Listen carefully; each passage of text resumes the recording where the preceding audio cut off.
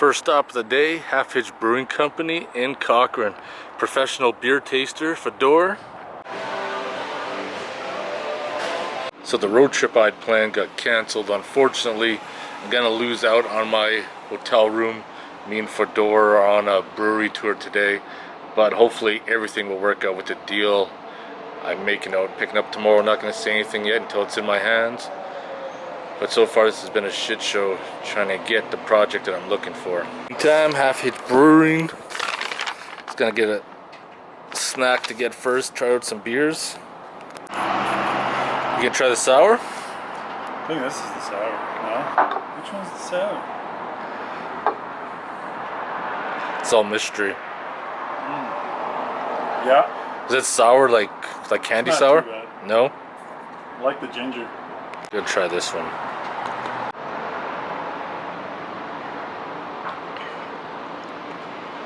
Oh, I like that one. I don't know what flavor it That's is. the pale ale. The railway one? Yeah. Nice.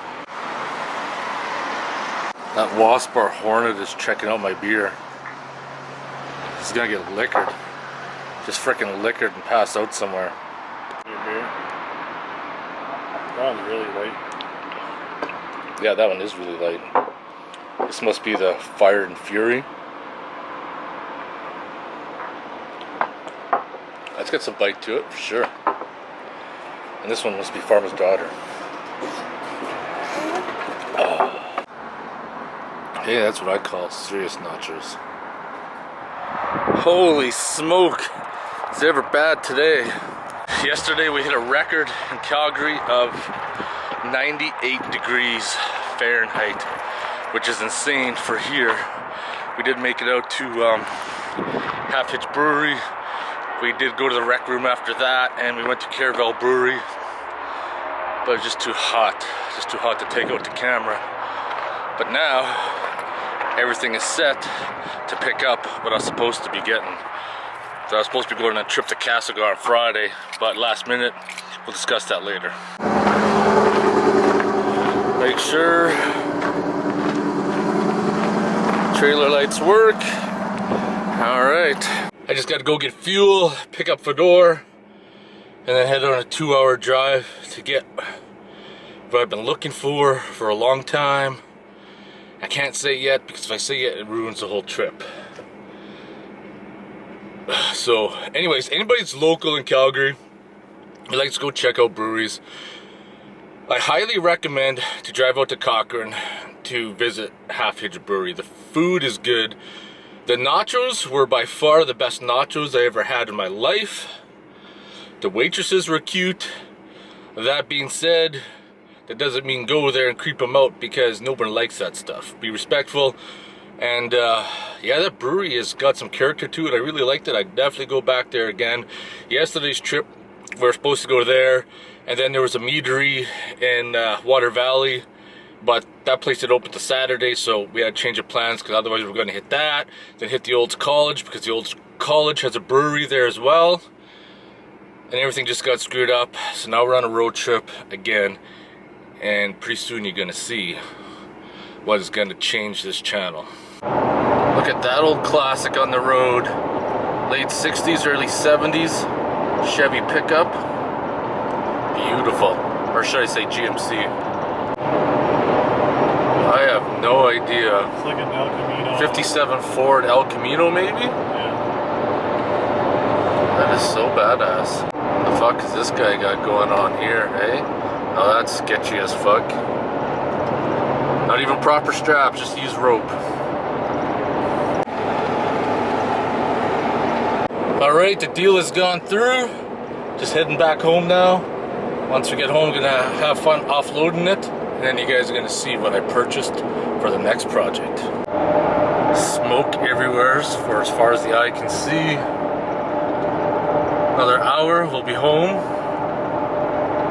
Hopefully there's no traffic jams or anything. After a few hours, finally got home. And this is what I picked up. Cummins 4BT for Jeep JK project. So originally I was supposed to go to Castlegar, but at the last moment I realized that the Cummins 4B I'm going to say 4B because it's a non-turbo version. I realized at the last moment it was a non-turbo engine, and then I had to send them a message back on Friday or a couple days ago and say, unfortunately, I'm not going to be able to make it because it's a non-turbo engine. I just realized that, and it's not going to work out for me. And I had my hotel room there, and it was a non-refundable hotel room. So yesterday, Fedor was going to come along. He was going to come along for the journey anyways. And we were going to go there for the night, check out breweries along the way, so I'm not wasting my money. And then that same night, Friday night, Buddy posted this engine, and I sent him an email and my number, so he called me back Friday, like a few minutes before we were to leave, and boom, Cummins 4BT out by Red Deer, so we went and picked it up. Now we just got to get it off the trailer into the garage. Gonna save this for a project for the winter time because the 4BT, the rebuild kits are actually really cheap, like around $1,000. The turbo has been rebuilt. He has the injectors, he's gonna get those done, but I think I might just buy new ones. I think I seen a set of 4 injectors for like $130 or something, so I'm just gonna get new ones. And he said he had 2 of these engines. He put one in a Dodge Dakota, and he said all the accessories, all the pulleys and everything, he got off a 12 valve Cummins, so hopefully I could find one of those in the wrecking yard to get like the pulley and the alternator and tensioner and all that shit. But let's get this offloaded. We're so close to lifting her off, and my forgetfulness has struck again. Matter of minutes, I misplaced the handle for the jack to jack it up. How the frick does that happen? My garage is so small too. So ready to lift her up. I got this white one though.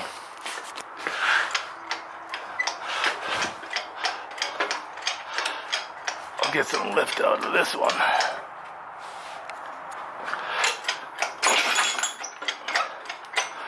I'll probably run out of fucking lift on the crane to actually get the fucking engine up, I bet ya. Oh, that wasn't so hard. Gonna just lower it down slowly. So we get some skates under it.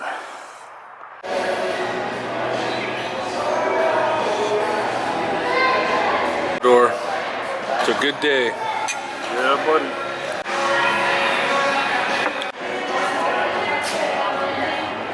Prairie dog burger. Pickled vegetables. Oh, that's fucking bacon. Oh yeah, look at that bacon. That's bacon. Domcats, why are you being all weird like there's ghosts in the house? Domcats? Do you see something outside? So I just finished dropping off Fedor. Now I'm back home. Let's talk about this engine. Guy and his wife was an interesting character for sure. I'm going to show you guys some clips of his Dodge Dakota that he swapped in a Cummins 4BT in.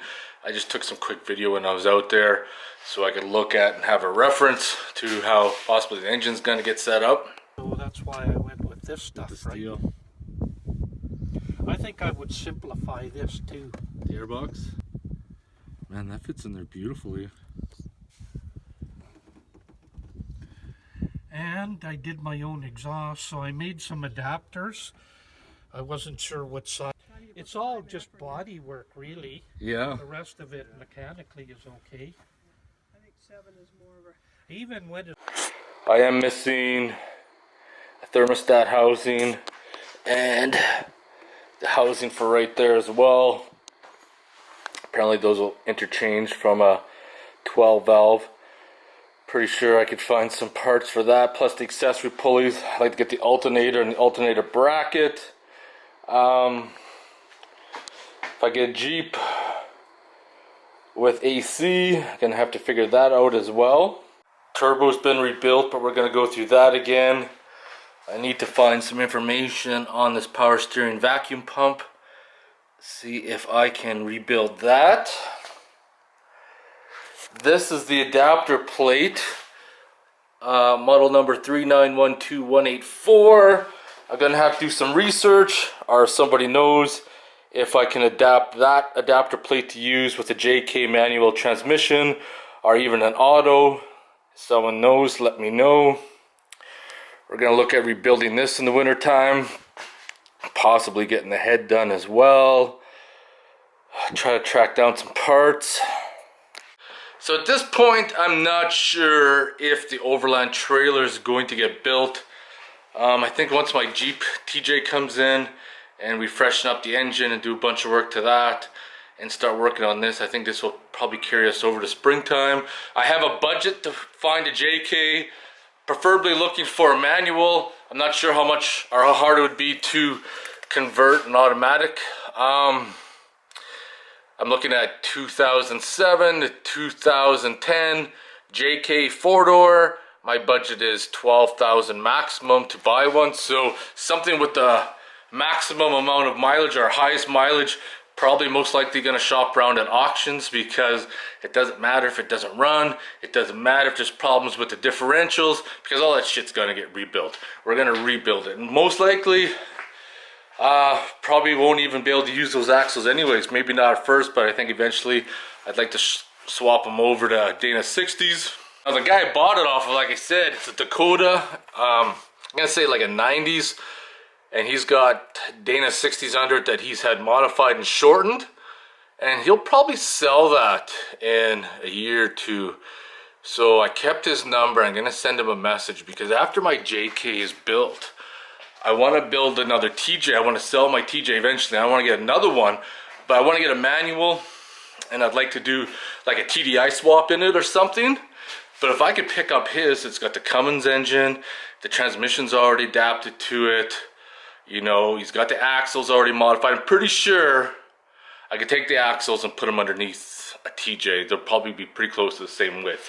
And the only thing I'm going to have to do is, because they're on springs, is leaf springs, I mean, is weld some perches on it for coils and see what I can get done. So this is what I'm looking at right now.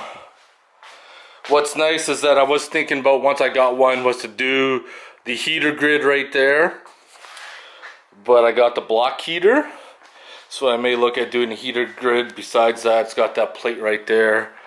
I might just machine that off and weld up another plate for the heater grid. I believe this is a VE pump. I believe that's what it is. Now someone's gonna ask this, so I'm gonna clarify this right now. This is not a commercial Cummins 4BT. This is an automotive application, which means the fuel pump is set for multiple throttle. And I know this because if you have a commercial engine that's used on a generator or anything like that, basically the pump is set to either run at idle or full speed. This is an automotive. It has been reconditioned by Cummins at some point. Actually, it's got the date on the tag when it was done. We are definitely gonna freshen it up before we drop it inside. No sense, you know, going through all that trouble and then putting it together without even knowing how well it runs or whatever. So this way, if we take it apart, rebuild kits are pretty cheap, like I said. Injectors, man, some people want stupid amounts of money for injectors. I'm just gonna go with the stockers. Like I said, I can get those for dirt ass cheap.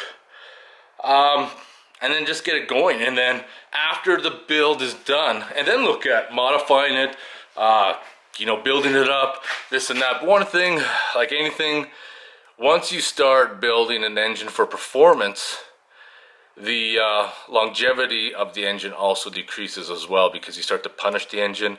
It doesn't matter if you beef up the engine, it's still not going to last as long as it would if it was a stock engine. So I think right now the tag on this one says it's rated for 105 horsepower, 2500 RPMs. Came with a radiator too. Whether or not we use that is another story.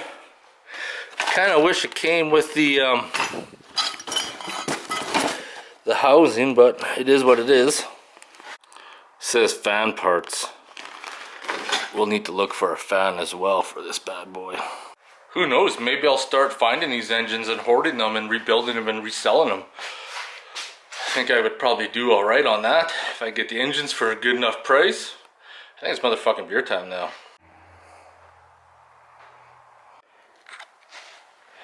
Getting the repair manual as well is a huge bonus. Gonna have to take that in, start reading it over. And since we were at Half Hitch Brewing yesterday, we're gonna have some more Shotgun Wedding Brown Ale. All right, motherfucking beer time. Oh, I'm sure glad in the end I didn't drive 700 kilometers to find out that I didn't look hard enough to find out that that engine was a non-turbo motor. He never said it was a turbo either, so I can't blame him. He said it was a Cummins 4B, and that's exactly what it is. And in my mind, I thought Cummins 4BT, so it's my fault, not his, for almost making the fucking mistake. Last minute I caught it because he sent me a video of it running, and I'm like, there's no tube going over from the exhaust manifold to the intake. I'm like, how would the turbo be spooling and still running? And then I looked at the pictures he sent and I'm like, holy fuck, this is not what I'm after. Which I'm glad the search is over. Motherfucking beer time, everybody. What do you guys think? You guys gonna be pretty excited for a diesel JK build? Or should I put it in something else? Leave your comments below.